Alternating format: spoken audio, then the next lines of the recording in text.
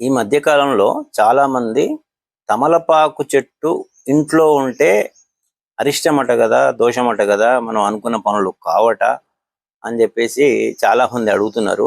అట్లాంటిది ఏం లేదండి. తమలపాకు చెట్టు పూర్వం దేవతా వృక్షమే.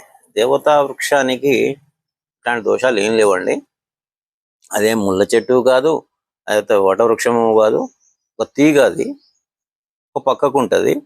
దానివల్ల ముళ్ళు కింద పడి కుచ్చుకుపోయి ఇబ్బంది పడుతుంది అన్న విషయము కాదు. పెలుసు చెట్టు సడన్ గా విరిగి కింద పడుతుంది అన్నట్టు కూడా కాదు. తర్వాత మన ఏ శాస్త్రాల్లో కూడా ఇదేమి తమలపాకు చెట్టు ఇంట్లో ఉండొద్దని ఎక్కడ రాసి లేదు. శుభ్రంగా పెంచుకోవచ్చు. తమలపాకు చెట్టు ఉన్న వాళ్ళు చాలా మంది తీసేసిండట. అంటే వాళ్ళు భక్తులు ఫోన్ చేసి అడిగితేనే కానీ మనకు తెలిసింది. అట్లాంటి ఏం అవసరం లేదు, శుభ్రంగా ఉంచుకోవచ్చు. తమలపాకు ఎవరికైనా అవసరమైతే దేవుని కార్యక్రమాలకు ఇస్తే ఇంకా పుణ్యం.